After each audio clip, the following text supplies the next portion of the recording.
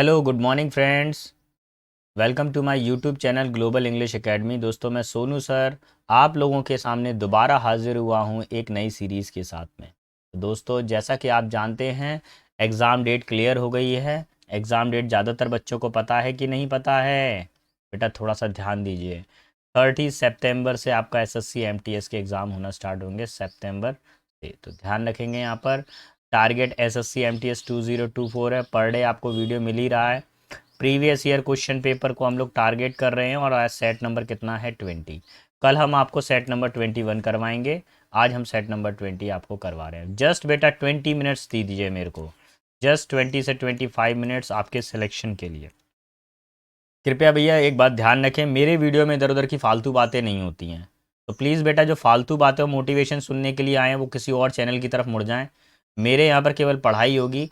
20 minute super fast speed में हम cover करेंगे बिना फालतू की इधर उधर बकवास करते हुए। तो चलिए वीडियो को शुरू करते हैं। और हाँ, एक ज़रूरी चीज़, जिन बच्चों ने कल अपने स्कोर कार्ड लिख के दिया था मुझे कमेंट बॉक्स के अंदर, मुझे बहुत अच्छा लगा कि बच्चों का रिस्पॉन्स आ रहा है। कम से कम 2 से 3 ऐसे स्टूडेंट थे, करीब 500 से ऊपर स्टूडेंट, 500 प्लस स्टूडेंट जुड़े हुए हैं, लेकिन केवल उसमें से 2 से 3 ही स्टूडेंट ने अपने जो है मार्क्स वहाँ पे बताए कि सर हमारे कितना स्कोर आया। तो मुझे बहुत अच्छा लगा। प्लीज़ बेटा इसको कंटिन्यू करते रहिए और 101% सिलेक्शन होगा। चलिए हम अपने वीडियो को शुरू करते हैं।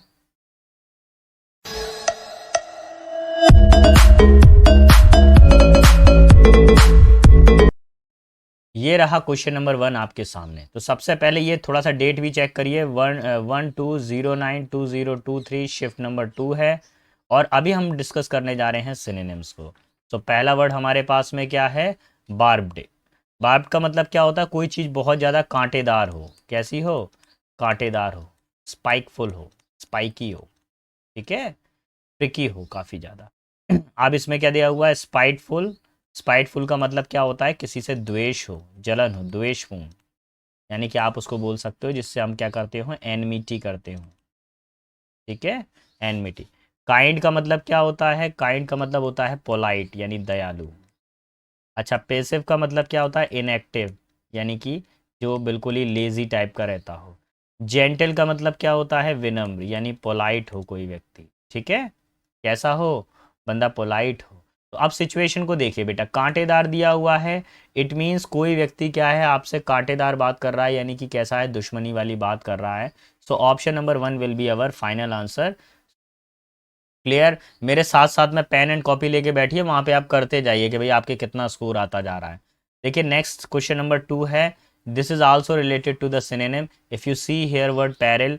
पैरल का मतलब होता है बेटा कोई चीज़ बहुत ज़्यादा प्रॉब्लम में हो, खतरे में हो, ठीक है, कोई चीज़ कैसी हो? प्रॉब्लम में हो। जोक का मतलब आपको पता ही है, मजाक। एंटरटेनमेंट का मतलब होता है बेटा अम्यूज़मेंट, मनोरंजन। फिर है डेंजर। डेंजर का मतलब आपको पता ही है, खतरा होता है। डेंजर का मतलब खतरा होता है।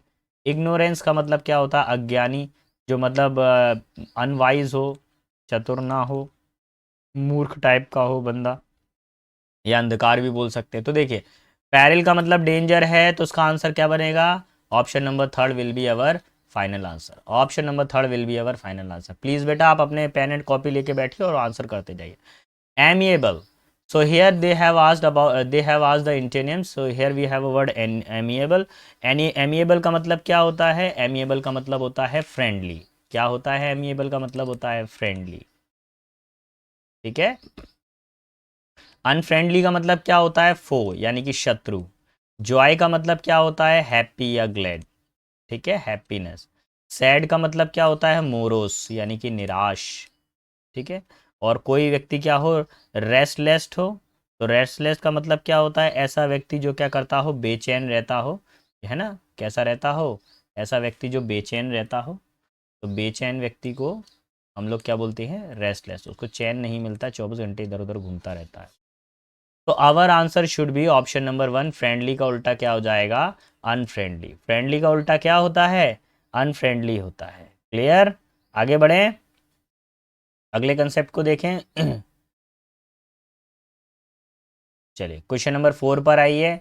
Endless period of time. अब भैया ये किसका पूछ लिया है आपसे, जल्दी बताइए। ये वन वर्ड सब्स्टिट्यूशन का बताया। जल्दी पढ़िए और जल्दी आप लोग आंसर करिए, फिर मैं आंसर करता हूँ जल्दी जल्दी। तो देखिए भैया यहाँ पे दिया हुआ है कि ऐसा समय जो कभी ख़त्म ना हो। एटर्निटी। एटर्निटी का मतलब क्या होता है? अनंत काल, मतलब जो ऐसा हो, इन्फिनिट हो वो। कैसा हो? इनफिनाइटिव हो, मतलब अनंत हो, चलता जा रहा है।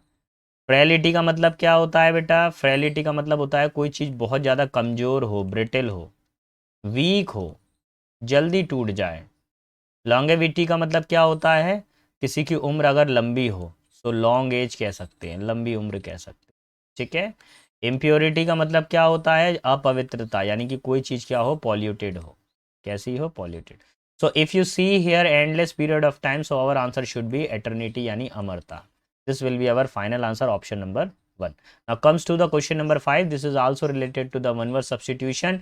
So here we have question: a person who is kept captive. Captive का मतलब क्या होता है बेटा? बंदी बना लेना। किसी को क्या कर लेना? बंदी बना लेना, यानी केज्ड कर देना, है ना, पिंजरे के अंदर डाल देना या बंदी बना लेना।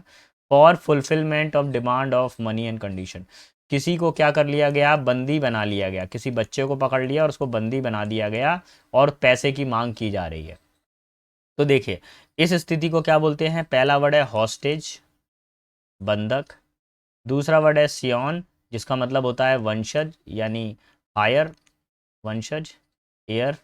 डॉयन का मतलब क्या होता है? जो लीडर होता है, नेता होता है ना, शुरुआत करने वाला। बेट का मतलब क्या होता है? किसी को प्रलोभन देना, लालच देना किसी को। ठीक है। इसको बोला जाता है, वैसे चारा बोला जाता है, यानी कि मछली पकड़ने का जो चारा होता है ना, लालच जो दिया जाता है, एल्यूर, टेम्प्ट। ठीक है। ये सब क्या होते हैं? इसके सिनोनिम होते हैं लालच के लिए। तो अभी क्या चाहिए? किसी को बंदी बना लिया, सो option number 1 will be our final answer. Clear? Okay, let's see question number 6। और क्वेश्चन नंबर 6 क्या बोल रहा है? Rahul speaks easily. राहुल आसानी से बोल सकता है इन अ स्मॉल ग्रुप, ये तो पॉजिटिव बात है। But dash seems before a large audience. देखिए छोटे ग्रुप के सामने तो आसानी से बोल सकता है, लेकिन बड़े ग्रुप के सामने उसको बहुत असुविधा होती है। तो देखिए इल एट ईज, क्या होना चाहिए? इल एट ईज, यानी वो क्या करता है? उसको काफ़ी ज़्यादा झिझक होती है, प्रॉब्लम होती है, शाई फील होता है उसको। तो ill at ease, option number 4 will be our final answer. Let's see question number 7। Question number 7 जो है, बीट अराउंड द बुश। बेटा जिन लोगों के पास मेरी वो फाइल है ईडियम एंड फ्रेसेस की, सुनने में आपको लगेगा कि सर बहुत लंबी लंबी फेंक रहे हैं। बेटा लंबी लंबी नहीं फेंक रहे हैं, हम प्रीवियस ईयर के आपके सामने एविडेंस रखकर बात कर रहे हैं। सिनेनम की फाइल दी थी 2023 में, पेपर बाद में हुआ है, पेपर से पहले मैंने फाइल प्रोवाइड की थी, जो इंपॉर्टेंट लास्ट क्लास में टिक करवाए थे मैंने 15 डेज की क्लास में। सिनेनिम के वही वर्ड आपको देखने को मिल रहे हैं, एंटीनिम के भी वही वर्ड आपको देखने को मिल रहे हैं, वन वर्ड के भी वही वर्ड आपको देखने को मिल रहे हैं, और आइडम एंड फ्रेसेस के भी वही देखने को मिल रहे हैं। मैंने इसमें टॉप 250 याद कराए थे बेटा, वो 250 में से ही मैं इसको बहुत लकी समझता हूँ अपने आप को, कि भाई वो जो टिक करवाए मेरे बन गए। करीब करीब 10 अगर वोकेबलरी पूछी गई हैं, तो 10 में से हर सेट के अंदर करीब करीब 8 क्वेश्चन फंस रहे हैं बेटा। 2 क्वेश्चन तो देखो, मैं भी भगवान नहीं हूं, मैं मिस हो जाते हैं, लेकिन इतने भी मिस नहीं हो रहे हैं कि आप नहीं कर पाओ। इतने भी मिस नहीं हो रहे। टेलीग्राम चैनल पे जाके एक बार चेक कर लेना, उधर पे भी डेटा पड़ा हुआ है। बीट अराउंड द बुश, इसका मतलब होता है मुद्दे की बात ना करना, इधर उधर की बात करना, मुद्दे की बात ना करना और इधर उधर की बात करना। 1 घंटे का वीडियो, 1 घंटे के लेक्चर में 10 क्वेश्चन कराए, बच्चे बड़े खुश हो रहे हैं। अरे भैया तुम पे टाइम था, 20 मिनट 25 मिनट के अंदर करा दो, बच्चों को फ्री कर दो। बीट अराउंड द बुश, इसका मतलब क्या था? मुद्दे की बात ना करना, इधर उधर की बात करना। टू अवॉइड पीपल, लोगों को अनदेखा करना, नहीं। टू हैव पेशेंस, पेशेंस मतलब क्या होता है? धैर्य रखना, नहीं। To talk about important thing, नहीं, ये भी नहीं होगा। Option number 4 will be our final answer. To avoid talking about the what is important, important बात ना करना, इधर उधर की बात करना। Option number 4 will be our final answer. Let's see question number 8। I can not हाँ हाँ, कुछ कुछ गड़बड़ हुआ है। I can not believe, I can not believe you let the cat out of the bed. ये यहाँ पर इसको अंडरलाइन कर लेंगे थोड़ा सा। Let the cat out of the bag, ये पूरा का पूरा एक मुहावरा है। ये क्या होता है? मुहावरा होता है, अंडरलाइन नहीं किया। और इसका मतलब होता है राज उजागर करना। राज उजागर करना, ये इसका मीनिंग होता है। तो देखिए, आज क्वेश्चन क्वेश्चन पूछना नहीं, मेक अ जोक मजाक करना नहीं, कीप अ सीक्रेट नहीं, रिवील एक वर्ड मिल रहा है ना, रिवील, रिवील का मतलब क्या होता है, उजागर करना। सो ऑप्शन नंबर 4, राज उजागर कर देना, कोई रहस्य को खोल देना। चले भैया, इसमें भी ईडियम एंड फ्रेजेस के बारे में चर्चा की जा रही है, लेकिन पहले समझना पड़ेगा कैसे दिया गया है। ऊपर एक सेंटेंस दिया गया है, ऊपर क्या दिया हुआ है, एक सेंटेंस दिया हुआ है, और नीचे उस चारों के चारों ईडियम्स हैं। चारों के चारों कैसे हैं, ईडियम्स हैं। थोड़ा सा यार आप पुराने वाले पैटर्न को देखें, ये ओल्ड पैटर्न था। ओल्ड पैटर्न में क्या होता था, एक वर्ड को अंडरलाइन कर देते थे, नीचे उसका ऊपर क्वेश्चन में ईडियम बना देते थे, यहाँ पर अंडरलाइन करके ईडियम दे देते थे, यहाँ पर उसके 4 ऑप्शन। अब क्या हो गया है, अब क्वेश्चन दे दिया है ऊपर और नीचे 4 ईडियम्स दिए हैं। देखिए कितना टफ लेवल बना दिया। Still water run in a deep, इसका मतलब होता है कोई चीज शांत रहना, यानी प्लेसिड। ठीक है। थ्रो अप का मतलब क्या होता है, किसी चीज को फेंकना, पेल्ट, हर्ल, ये सब फेंकने के लिए होते हैं। ठीक है। कास्ट फेंकने के लिए होता है। और फिर बोला गया है where there is a will there is a way. आप लोगों ने सुना होगा एक मुहावरा, जहां चाहा है वहां रहा है, जहां चाहा वहां रहा है। आपने फैसला कर लिया कि मेरे को पेपर क्रैक करना है, तो बेटा वो पेपर क्रैक होगा। Where there is a will, जहां इच्छा होती है वहीं पे रास्ता होता है। इजी कम इजी गोइंग, इसका मतलब क्या होता है, आसानी से जो चीज मिलती है, आसानी से मिलती है, आसानी से मिलती है और आसानी से चली जाती है, आसानी से चली जाती है, चली जाती है। देखिए क्या होता है, कोई चीज़ अगर मेहनत से, अगर कोई एम्पायर आप खड़ा करोगे, मेहनत से किसी कंपनी को खड़ा करोगे, तो वो लंबे समय तक, ऑनेस्टी से खड़ा करोगे, लंबे समय तक आपके साथ रहेगी। लेकिन अगर बेईमानी से किसी बिजनेस को खड़ा करोगे, तो हो सकता है इस समय आप सक्सेसफुल हो जाए, लेकिन लॉन्ग रन में आप सक्सेसफुल होने वाले नहीं है। तो अब देखिए ऑप्शन पे, he made the business profitable, उसने बिजनेस को प्रॉफिटेबल बनाया, from unprofitable in about a year of joining, 1 साल के अंदर उसने अपने बिजनेस को क्या बनाया, प्रॉफिटेबल बनाया। जब वो कैसा था, अनप्रॉफिटेबल है, तो यानी कि क्या था वो, जहां चाहा है वहां रहा है। Option number 3 will B final answer. चलिए भैया, ग्रामेटिकल आ गया, प्लीज बेटा ऑफलाइन वाले बच्चे देखते से उड़ जाना चाहिए इसका answer. My teacher told me that all that, all के बाद में दैट आता है, यहां तक तो ठीक है। ग्लिटर्स, एक कहावत होती है, हर चमकती चीज सोना नहीं होती है, all that glitters is not gold. कहावत में कभी भी कोई करेक्शन नहीं किया जाता, उसको कॉपी पेस्ट लिख दिया जाता है। Option number 2 will be our final answer, was की जगह पे इज आएगा बेटा, क्यों, क्योंकि ये कहावत है। Let's see question number 11। 11 में क्या बोला है, करेक्ट द इनकरेक्ट स्पेल्ट। ऊपर कहीं पे कुछ इनकरेक्ट स्पेलिंग लिखी हुई है, बहुत ध्यान से देखना, और उसको हमको करेक्ट करना है। स्लाइडिंग यहाँ पे करेक्ट लिखा है, यहाँ पर गलत लिखा हुआ है, थोड़ा सा फिर से समझना ध्यान से। बीड यहाँ पे करेक्ट लिखा हुआ है, यहाँ पे गलत लिखा हुआ है, ये गलत लिखा है, ये गलत लिखा है। One side of the other the student use to abacus, abacus यहाँ पे सही लिखा हुआ है, यहाँ पे गलत लिखा हुआ है। और देखिए नेम्बर यहाँ पे गलत लिखा हुआ है और यहाँ पे सही लिखा हुआ है, तो देखो कितना फिरकी क्वेश्चन है। बच्चा अगर जल्दबाजी में होगा तो स्लाइडिंग कोई टिक करके भग आएगा कि सर स्लाइडिंग की स्पेलिंग वहां पे सही थी, यहाँ पे गलत थी। लेकिन इन्होंने क्या किया, उल्टा क्वेश्चन किया है। 3 उन्होंने सेंटेंस के अंदर राइट दे दिए हैं, एक रॉन्ग दे दिया है। तो आपको इस एक रॉन्ग को ही पकड़ना था। Option number 1 will be our final answer. फिर की क्वेश्चन है, ध्यान रखना। अगला क्वेश्चन क्या आ गया हमारे पास में, इनकरेक्ट स्पेलिंग बताना है। As per manager opinion the laser sprinkle मल, अच्छा ठीक, देखिए यहाँ पर स्पेलिंग गलत है भैया।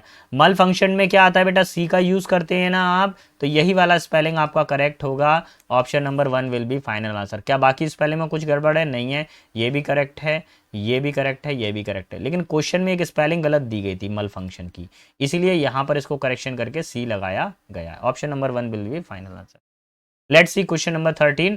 How did the question number 13 work? If you see here obesity, the spelling of the obesity is totally correct. Rapidly is also correct. Leading is also correct. Now if you see the spelling of the prevent table, you will get a error in it. Here we have a A. प्रेवेंट में कभी भी ए आता ही नहीं है बेटा, ई आता है prevent में। So option number 3 will be our final answer. Let's take it. Here I am going to shoot the question number 14. If you see here, Newton after seeing the apple falling from a tree, जब Newton ने पेड़ से सेब को गिरते हुए देखा, began to wonder why whether if it moved toward the earth not the upward. भाई ऐसा क्यों हुआ?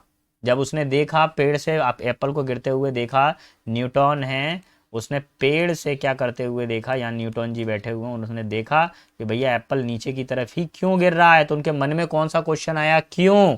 तो क्यों के लिए हम किसका यूज करते हैं, वाई का यूज करते हैं। सो option number 2 will be our final answer. Okay, let's see question number 15. So how the things move? Very early in the morning, सुबह सुबह, at the beginning of the January, जनवरी में सुबह सुबह, Oppu was lying in the bed waiting for the sun having rose. भैया जल्दी जल्दी सुबह सुबह, जनवरी के मौसम में थोड़ी सर्दी पड़ती है, और ओप्पू क्या है, पड़ा हुआ है बिस्तर के अंदर और वो इंतजार कर रहा है सूर्य के उदय होने का। Waiting for the sun to rise. Option number 2 will be our final answer. Clear? Okay, let's see question number 16। 16 क्या कह रहा है, when I bought the book, जब मैंने किताब खरीदी, I thought it will be, देखिए ये पास्ट टेंस है, सेकंड फॉर्म, बीच में कॉमा लगा हुआ है, शुरुआत में वैन आ जाए, फिर सेकंड फॉर्म आ जाए, बीच में कॉमा आ जाए, यहाँ पे भी सेकंड फॉर्म आ रही है, लेकिन ये कौन सी फॉर्म आ रही है, ये फ्यूचर आ रही फॉर्म है, लेकिन फ्यूचर को भी हमको किस में कन्वर्ट करना पड़ेगा, यहाँ पे पास्ट में कन्वर्ट करना पड़ेगा, क्योंकि पैरेलल कंस्ट्रक्शन का यूज करना चाहिए। तो our answer is option number 2। ठीक है, जब ट्रेन जब जब इंजन प्लेटफॉर्म नंबर 2 पर आएगा तो सारे डब्बे प्लेटफॉर्म नंबर 2 पर ही आएंगे, यानी पहला पास्ट टेंस है तो सारे के सारे पास्ट टेंस होंगे। देखिए अब इसमें क्या दिया गया है भैया, we think of the past history of the world as fixed but of the future undecided. हमको लगता है कि इतिहास क्या है, स्थिर है, बिल्कुल सही बात है, इतिहास तो स्थिर है, लेकिन भविष्य क्या है, undecided. And open to the wealth of the possibility, और ये क्या है, संभावनाओं की समृद्धि की तरफ है। तो संभावनाओं की समृद्धि, ओ डबल एफ ऑफ नहीं आएगा बेटा, क्या आएगा, ओ एफ आएगा। सो option number 3 will B final answer. Okay, let's see question number 18। अब आपको क्या करना है, अरे रे रे रे रे, अच्छा एरर डिटेक्शन करना है। क्या करना है, एरर डिटेक्शन। प्लीज़ बेटा मेरे कहने से आज समय निकाल कर आप आर्टिकल चैप्टर को ज़रूर पढ़िए, क्योंकि आर्टिकल चैप्टर का गारंटेड एक क्वेश्चन आ रहा है। अभी सीजीएल के भी पेपर मैंने कराए 2023 में, सभी पेपर सेट में आर्टिकल आया। अभी एमटीएस करा रहा हूँ, ये 20 सेट हो गए हैं, 20 के 20 सेट के अंदर आर्टिकल आ रहा है यार, ये भी आर्टिकल से रिलेटेड क्वेश्चन है। 4 वाला देखिए पहले, she is the winner of the Nobel prize, कोई दिक्कत नहीं है, यहाँ पे सही है ये sentence. I love the taste of fresh strawberry, noun of noun आ रहा है, जब नाउन ऑफ नाउन आता है तो उससे पहले द आता है, बिल्कुल सही है। नाउन ऑफ नाउन आ रहा है, इससे पहले द आता है, बिल्कुल सही है। द अर्थ, अर्थ से पहले द आ रहा है, बिल्कुल सही है। द सन, इससे पहले भी द आ रहा है, बिल्कुल सही है। अब पहले वाले में देखिए, he is chef who specialized in Italian cuisine. Cuisine का मतलब क्या होता है, भोजन बनाने का, कुकिंग, ठीक है, या भोजन भी कह सकते हैं। अब सुनिए यहाँ पर वो क्या है, ही क्या है, अकेला है ना, सिंगुलर है ना, तो सिंगुलर को डिनोट नहीं करोगे यार, यहाँ पर आप ए का यूज नहीं करोगे। He is a chef who specially, ये एक शेफ है जो किस में स्पेशलिस्ट है भैया, इटालियन भोजन बनाने में स्पेशलिस्ट है। सो ऑप्शन आप लगाएंगे ए लगाएंगे। चलिए, जुड़ेगा कुछ हटेगा कुछ नहीं, एक बार फिर से देखिए, जुड़ेगा हटेगा कुछ नहीं। Sohan is the older brother of my best friend. भैया देखिए पहले डिग्री वाले चैप्टर को प्लीज़ बेटा रिवीजन करिए, आपके पास में 2 चैप्टर हैं, आर्टिकल और डिग्री, जिनमें से हर बार वो पूछ रहे हैं अभी। तो देखिए पॉजिटिव डिग्री, कंपैरेटिव डिग्री और सुपरलेटिव डिग्री, ठीक है, ओल्ड, ओल्डर और ओल्डेस्ट, ठीक है, फिर है एल्डर और एल्डेस्ट। तो देखिए कोई चीज़ अगर पुरानी होती है तो ओल्ड लगती है, लेकिन अगर कोई रिश्तेदारी में हमसे बड़ा या छोटा होता है तो एल्डर या एल्डेस्ट आता है। अभी ब्रदर की बात है, हमसे रिश्तेदारी में क्या है, बड़ा भाई है, तो मैं किसका यूज़ करने वाला हूँ, option number 2 will be my final answer. Okay, let's see question number 20। 20 कैसे काम करेगा, 20 वाले में समझ लेते हैं। दे सर्व स्टफ गार्लिक, वो उसने क्या किया, सर्व वर्ब की फर्स्ट फॉर्म है, उसने स्टफ गार्लिक ब्रेड, उसने गार्लिक से भरा हुआ ब्रेड को सर्व किया। मॉल्टन चॉकलेट, पिघली हुई चॉकलेट सर्व की, in the birthday of their son Parth last week. Last week का मतलब क्या होता है, बीता हुआ कल। बीते हुए कल के लिए हम किसका यूज करते हैं? पास्ट टेंस का यूज करते हैं। सो option number 2 will be our final answer. Clear बेटा? तो जो बच्चे मेरे साथ यहाँ तक पहुंचे हैं, वंडरफुल बेटा, आप लोगों का सिलेक्शन 101% होगा। आप डेडिकेशन के साथ में पढ़ रहे हैं, ठीक है। सफलता उन्हीं को प्राप्त होती है जो संघर्ष करते हैं।